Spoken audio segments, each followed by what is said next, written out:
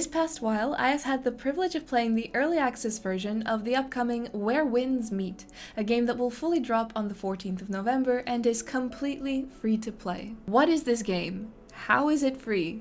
And could it be the best free game of 2025? This video is sponsored by Where Winds Meet, so it is not going to be a full review. Instead, I do want to do a bit of a showcase, as well as kind of inform you guys on what exactly this game is. But I will, of course, be giving my personal opinion on the stuff that I really like here, based on the things that we usually discuss on this channel. The first big question that everybody has about this game is it an MMO? I'm seeing this everywhere, people aren't really sure what to call it, and so I wanted to give a bit of insight on that before we move on to talk about anything else. This game is not an MMO in the traditional sense. First of all, you can fully experience the game in solo mode, go through the story, and build up your character from start to finish. You can group up with up to 3 players and complete story mode together, explore the open world and side quests, play all sorts of mini games and activities that you encounter throughout the world. The online mode that isn't necessarily co-op is a sort of a lobby type scenario where you mostly just socialize and interact with other players, but there aren't mobs to defeat in the open world in that particular game mode. It isn't in the style of something like World of Warcraft, where you can go out in big groups of people or just encounter other people randomly while leveling, and you only really come across other people if you actively decide to be in an online mode or in a co-op mode with somebody. You can switch between the solo and multiplayer mode at any time, but otherwise, again, you can just play completely solo. That's really why I say it's not an MMO in the traditional sense, but it does introduce MMO mechanics in terms of the co-op experience in PvE, PvP, and guilds or brotherhoods. Plenty of things that make the online experience very worthwhile. But onto the game itself and what exactly you get while playing it. Where Winds Meet is unlike any one game that I've ever played before. It has elements that remind me of several different games like Assassin's Creed, Black Myth Wukong, and even Souls games. You can play it as casually or as hardcore as you want because you're able to choose between 3 levels of difficulty. It features this very fluid, satisfying martial arts style of combat. Once you get used to it, it literally feels like you're flying. It's a sort of a cinematic, visually striking experience. You'll see that depending on your preferred playstyle, there are 7 main weapon types to choose from, including things like a spear, a one-handed sword, or dual blades, and even a fan and umbrella option, which again is unlike anything I've ever seen in an RPG before.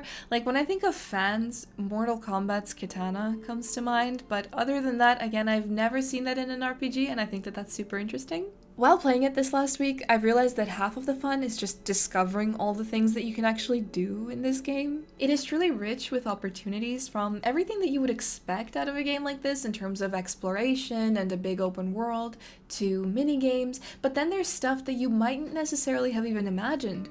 Careers like doctor or musician, and even NPCs with built-in AI that allow for a deeper and more interesting level of interaction beyond just pre-written dialogue options. So much of this world is interactive. You can even pet all of the cats that you meet, which, by the way, is exactly what I've been doing. If there is any one thing in this video that will convince you to give the game a try, let that be it. Since I've started playing this game, I've been very curious to see what other people are saying about it, and recently I've seen somebody mention that if you go breaking the law, a bounty can be put on your head and other players can hunt you down, which will result in you going to jail.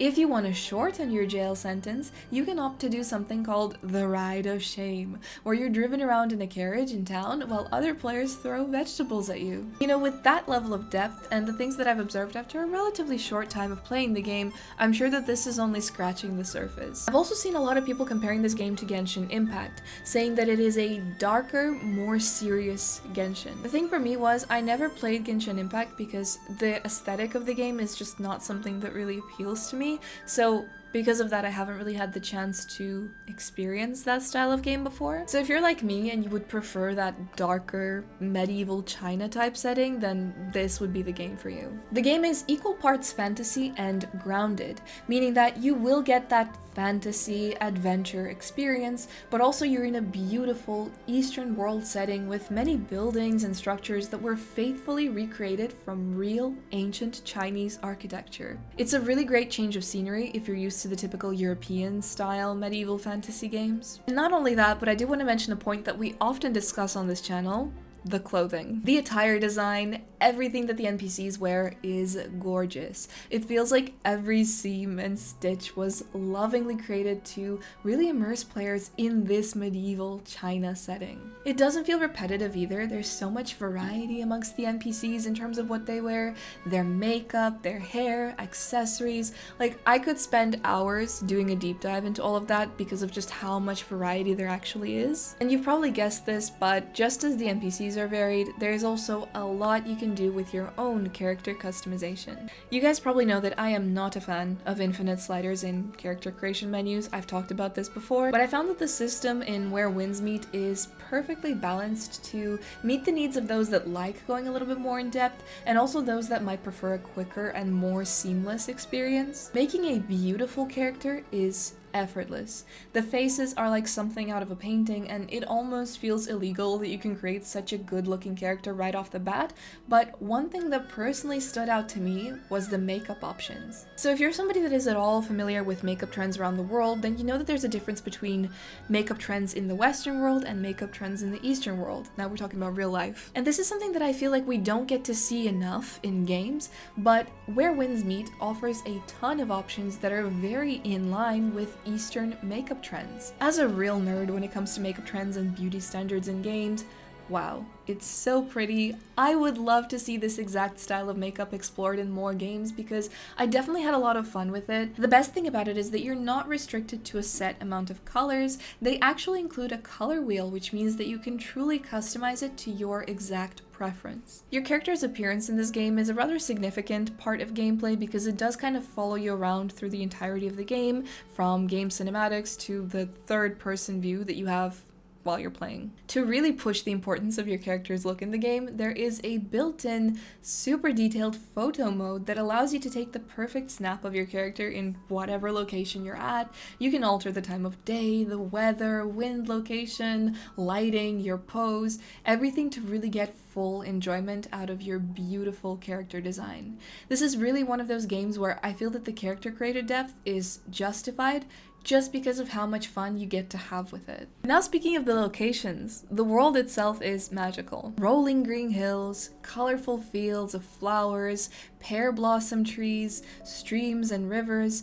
I've said this about the character design, but it all feels like you're walking through a painting. They have taken this beautiful open world Eastern setting and really worked it to its full potential. I have never been to China myself, but I am more drawn to visiting it than ever after seeing exactly how beautiful it is, especially the countryside. There's just like a lot in terms of the flora that we don't really have over here in Ireland, so that would be great to see, and I think that they've done a really great job of just displaying all of that in the game. One thing that bothers me in modern games that are going for a realistic look is that they will often really tone down the colors. It is not at all the case for Where Winds Meet, because while this game does have that more gritty and realistic feel to it, they still allow for vivid, saturated colors that make the world feel really cozy and just like a place that you would want to spend more time in. It's kind of one of the main reasons that I prefer Oblivion to Skyrim, for example. Like, if you look at Skyrim's color palette, it's a lot of these like browns, oranges, grays, really muted colors, and it's fine for the game that it is, but also it is something that kind of gets boring, whereas Oblivion has this very addictive, saturated, vivid, colorful world, and that's something that, like, personally I've always preferred, so I love seeing that in newer games. And because of what it looks like, here the open world feels vast and magical, and it's truly a sight to behold, but there's also a real charm when it comes to the smaller details and the interior. The attention to detail is incredible in this game. From the smallest items, shelves, ornate furnishings, and embroidered bed sheets, there's so much in the smallest of interiors that half the time you don't even know where to look, and every time you come back to the same place, you'll definitely notice something that you didn't see before. Bonus points for the sound design in this game, which is so like crispy and lovely. There's actually a banner at the beginning when you launch the game that says that the best experience is in headphones, and yeah, absolutely. The world, even in single player mode, really feels like it's living and breathing. all the people that live in the towns go about their business. There are workers, and then there are nobles or the noticeably richer folks that hang about. Even the wildlife looks busy while you're passing by. The story, without spoiling anything, is very entertaining, and I'm having a great time myself following along. As someone who isn't used to hearing Chinese names, I did struggle a little bit with knowing who's who in the beginning, but after enough repetition, I got it, I got used to it, and then I was just fully locked in. Story mode is tied to progression in the way that you will get to certain points where you need to level a bit before you can continue with the rest of the main campaign, which honestly, I think is really great. It kind of let me do my own thing while I went up the 3 or 4 levels that I needed before moving on. It's a really great excuse to deviate from the main path and explore whatever you want, discover the secrets above or below ground, and get to know the world better. I'm a big fan of the boss fights. They do remind me of Souls games from the cinematics that introduce the boss to then the second phase, and each battle feels unique with just the creative and in-depth boss designs. It is definitely a game that surprised me with character designs and different things that I guess just because I don't play games that are in this particular setting a lot of the time, it's something really fresh for me. So, the elephant in the room. How is this game free? I will admit that when I was first approached with this, I was a little skeptical because it looks really ambitious, like there's no way. There has to be some pay to win, there has to be some sort of a catch. Maybe there's stuff that makes the game unplayable unless you pay up, but nope. There is none of that. The paid elements only go as far as cosmetics and a monthly or battle pass. There's nothing there that affects gameplay, and for a game of this caliber, I can see people being open to supporting them by purchasing cosmetic items, which I also want to say are all stunning. There are of course items that you will unlock just through gameplay and progression, but for the ones that are paid, with the amount of focus on your character's look, I can really see you getting your money's worth if you do decide to support them that way. But again, it's not necessary for gameplay, and all future DLCs and updates that they will do to the game will also be completely free and available for everybody. Where Winds Meet looks to be a very exciting game. The freedom of choice alone, like it will let you be a really good hero or an outlaw who kills and steals, with realistic consequences, such a dynamic combat system and elaborate world, a satisfying progression. It has a lot of the things that I love about my favorite games, but it goes deeper and indulges the player by offering some of the unexpected possibilities that I've shown here today, and also many other things that surely are yet to be discovered by players. It is a breath of fresh air, a game that really lives in its own world and is unburdened by a lot of the things that we often criticize when it comes to new games, or particularly games from Western studios. And the best thing is that you can share it with all of your friends if you really want to. All of the footage that I've shown in this game is from the early access version that I've been playing. It is not the final finished look of the game, so when it actually does drop on November 14th, it will be fully optimized and polished. It will be available on PlayStation, Steam, and Epic Games. I'm really excited for others to discover this game. I feel like there's almost not enough information out there about it yet, so weirdly, I felt kind of alone playing it.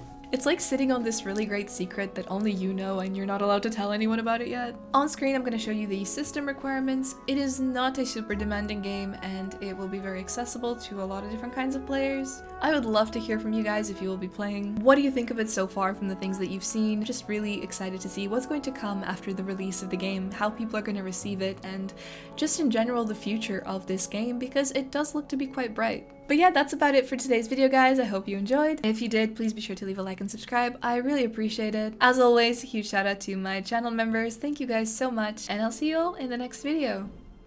Be seeing you. Bye.